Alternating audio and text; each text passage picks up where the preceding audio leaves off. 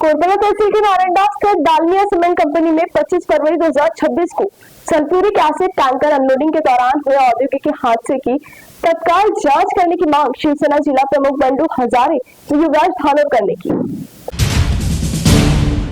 कोरबा तहसील के नारंडा स्थित Dalmia cement company में 25 February 2026 को सल्फ्यूरिक एसिड टैंकर अनलोडिंग के दौरान गंभीर औद्योगिक हादसा हो गया। इस दुर्घटना में 2 ठेका मजदूर गंभीर रूप से झुलस गए। घायलों की पहचान चंद्रपुर शहर के रामनगर निवासी 25 वर्षीय स्वाति लक्ष्मण उइके और कोरबा तहसील के नारंडा निवासी अक्षय विजय कन्नाके के रूप में हुई है। दोनों का इलाज चंद्रपुर के एक निजी अस्पताल में जारी है। बताया जा रहा है कि स्वाति उइके की हालत चिंताजनक बनी हुई है। इस मामले में शिवसेना के जिला अध्यक्ष बंडू हजारे एवं युवराज धानोरकर ने आयोजित पत्र परिषद में कंपनी प्रशासन पर गंभीर आरोप लगाया और घटना की तत्काल जांच की मांग की। इस समय उन्होंने बताया कि 25 फरवरी को कंपनी में अत्यंत खतरनाक रसायन सल्फ्यूरिक एसिड का अनलोडिंग कार्य चल रहा था। इस दौरान टैंकर का नोजल अचानक निकल गया, जिससे एसिड की तेज धार वहां काम कर रहे ठेका मजदूर स्वाति उइके और अक्षय कन्नाके पर गिर गई। इस हादसे में दोनों के शरीर का पिछला हिस्सा पूरी तरह झुलस गया। बंडू हजारे ने आरोप लगाया है कि इतनी गंभीर घटना के बावजूद कंपनी प्रशासन ने इससे मामूली चोट बताने की कोशिश की, जो पीड़ित मजदूरों के साथ अन्याय है।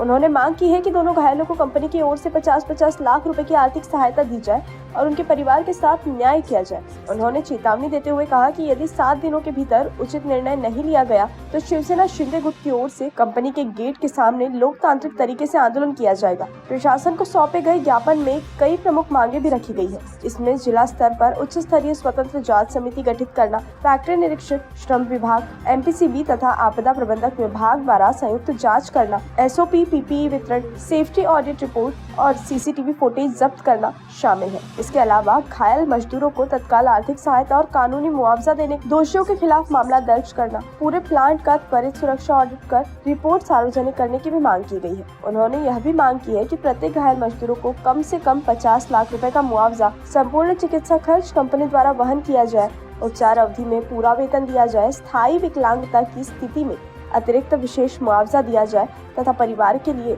एक सदस्य को स्थायी नौकरी दी जाए। डालमिया सिमेंटमध्ये जे 25 तारखेला प्रकार घडलेला आहे, यामध्ये स्वाती उइके आणि अक्षय कन्नाके हे कमी वयातील म्हणजे 25-26 वर्षाचे दोघंही आहे। एक कॉन्ट्रॅक्ट बेसिसवर आहे आणि एक इंटर्नशिपवर आहे।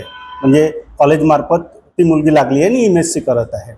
ॲक्च्युली त्यांची टँकर खाली करत असताना ही घटना घडलेली आहे आणि मुलगी ही मोस्टली 70% जी जळालेली आहे, पण पाठीमागचा भाग पूर्ण जळालेला आहे। तिचे हात जळालेले आहे, चेहरा जळालेला आहे। ही परिस्थिती अत्यंत गंभीर आहे। आमच्या ज्या महिलांनी बघितलं त्याच्यामुळे ही बाब समोर आली।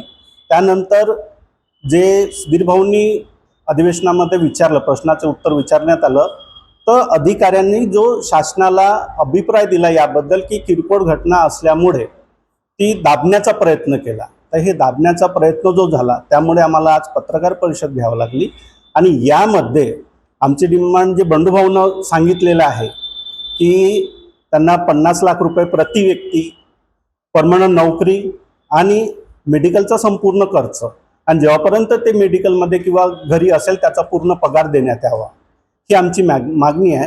आणि मागणी मान्य नसेल होत तर मग आम्ही आंदोलन निश्चितच करू। परंतु आमचा एक मोस्टली ते डालमिया सिमेंट कंपनीवर आरोप आहे की यांनी शासनाची दिशाभूल केलेली आहे।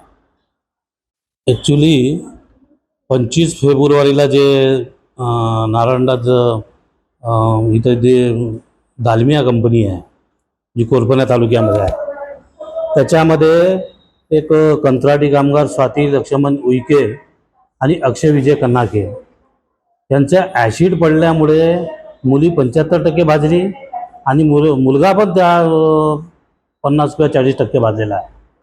आणि काल सुधीर भाऊनी ह्या विषयावर लक्षवेधी लावली असता आजच्या लक्षवेधीमध्ये अधिकाऱ्यांनी चुकीची माहिती दिली की फक्त हात भाजला, पण काही महिलांनी, आमच्या जवळच्या महिलांनी त्या मुलीला मानवटकर दवाखान्यामध्ये भरती आहे, पाहिल्यानंतर पूर्ण पाठीमागचा पूर्ण भाग भाजलेला आहे आणि तिची प्रकृती अत्यंत चिंताजनक आहे। म्हणून शिवसेनेतर्फे आमची मागणी आहे की त्या अधिकाऱ्यावर कारवाई झाली पाहिजे। त्यांनी चुकीची माहिती दिली आणि त्या आदिवासी दोन्ही कामगारावर अन्याय होईल याच्यामुळे, म्हणून त्यांच्या घरच्यांना किंवा त्या मुलीला 50 लाख रुपये देण्यात यावे आणि तिचा पूर्ण खर्च कंपनीने उचलावा आणि त्या मुलाचा पण सर्व खर्च त्यांनी उचलला पाहिजे. हे अगर त्यांनी न केल्यास शिवसेनेतर्फे मोठं आंदोलन ह्या कंपनीच्या समोर करण्यात येईल.